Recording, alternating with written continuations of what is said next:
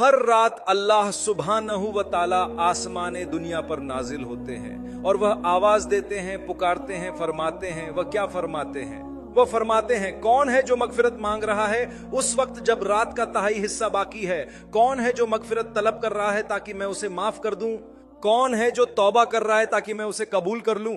कौन है जो मुझसे अपनी कोई भी हाजत मांग रहा है ताकि मैं उसे अता करूं? अगर आप इस हदीस को गौर से देखें तो कहीं यह शर्त नहीं है कि तहज्जुद पढ़ी हो या नमाज अदा की हो। यह अल्लाह की तरफ से एक खुला दावतनामा है कि तुम मगफिरत मांगना चाहते हो तो मैं हाजिर हूं, तुम तौबा करना चाहते हो तो मैं हाजिर हूं, तुम मुझसे कुछ मांगना चाहते हो तो मैं हाजिर हूं। मैं ऐसे लोगों को जानता हूं जो तहज्जुद के वक्त के लिए अपनी घड़ियों का अलार्म लगाते हैं, अगरचे सुभान अल्लाह उन्होंने तहज्जुद अदा न भी की हो, फिर भी वह उठते हैं और अल्लाह को पुकारते हैं। उन्हें यह एहसास होता है कि ये जो नदा है ये अल्लाह की तरफ से है और इसमें कोई शक नहीं कि अल्लाह बंदों को पुकार रहे होते हैं। जरा तसव्वुर करो जब तुम उठो और वाकई वक्त को देखकर कहो, अल्लाह मुझे पुकार रहे हैं, ऐ अल्लाह मैं वही हूं, मैं तलब कर रहा हूं, ऐ अल्लाह मैं मगफिरत चाहता हूं, ऐ अल्लाह मुझे माफ कर दे, मेरी एक हाजत जरूरत है, मैं तुझे पुकार रहा हूं, मुझे मालूम है कि तू यहां है मुझे जवाब देने के लिए। अल्लाह को पुकारो, अल्लाह से मांगो, वह तुम्हें वह देगा जो तुम चाहते हो, जो तुम दिल से चाहते हो। अगर यह तौबा और इस्तिगफार सच्ची दिल से है तो वह तुम्हें माफ करेगा, अगर यह कुछ और है तो वह तुम्हें यह भी अता करेगा और वह जानता है कि यह सही वक्त है। वह तुम्हें वही देगा जो वह जानता है कि तुम्हारे लिए बेहतर है। यही तो वक्त तहज्जुद है। यह रात का सबसे बाबरकत वक्त है। यह सुबह के इब्तिदाई औकात होते हैं, हम इसे रात का आखिरी हिस्सा कहते हैं। यही वक्त तहज्जुद है। इसी वक्त में अजमत है, बरकत है, नूर है। लेकिन याद रखें, इस वक्त की कदर व कीमत सिर्फ इस बुनियाद पर नहीं कि तहज्जुद की नमाज पढ़ी जा रही है, बल्कि इसकी असल अजमत इस बात में है कि अल्लाह खुद आसमाने दुनिया पर नुज़ूल फरमाते हैं और बंदों को पुकार रहे होते हैं। तो अब तुम्हें एक बात जाननी चाहिए, हम अल्लाह को पुकारेंगे लेकिन हम इबादत में भी मशगूल होंगे। इबादत यानी इबादती आमाल। अल्लाह को पुकारो, मुझे अल्लाह का शुक्र अदा करना है, अल्लाह की तारीफ करनी है, सुभान अल्लाह। तो कुछ चीजें हैं जो तुम्हें करनी चाहिए और कर सकते हो। नंबर 1, अल्लाह की हम्द। अल्लाह का जिक्र कुरान जिक्रुल्लाह का हिस्सा है। तुम कुरान पढ़ सकते हो, यह एक बाबरकत वक्त है। सुभान अल्लाह।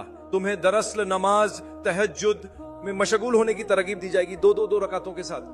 नबी करीम सल्लल्लाहु अलैहि वसल्लम फरमाते हैं कि रात की नमाज 2 रकातों में पढ़ी जाती है, तो हम उन्हें 2 में पढ़ते हैं। यही तजवीज शुदा सही तरीका है। तो तुम उन्हें 2 में पढ़ो, लेकिन शर्त यह है कि तुम दिलो जान से कर रहे हो, बिल्कुल भी जल्दी ना करो।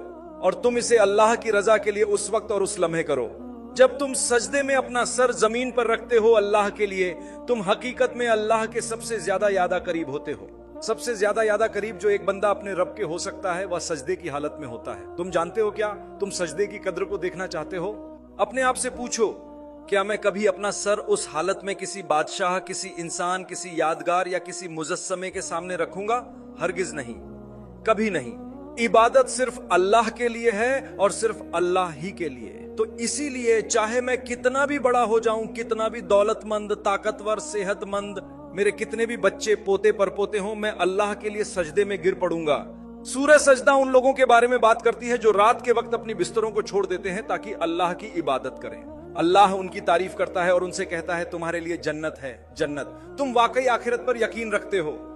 क्योंकि रात के वक्त अल्लाह की इबादत करने के लिए तुम्हें कोई चीज मुतासिर नहीं कर सकती जब तक कि तुम वाकई अल्लाह और आखिरत पर ईमान न रखते हो।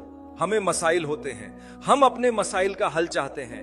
एक वक्त ऐसा आया कि मैं उन लोगों से पूछा करता था जो मेरे पास आते थे और कहते थे मुझे एक मसला है, और मैं उनसे कहता था क्या तुमने आखिरी तिहाई हिस्से में अल्लाह को पुकारा?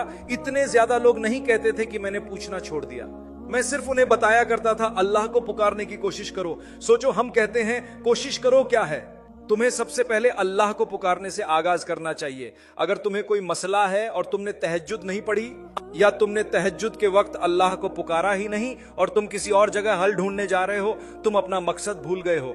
ये अल्लाह है, अल्लाह के पास तुम्हारे मसले का हल है, अल्लाह के पास सब कुछ है और तुमने उसे अभी तक पुकारा ही नहीं।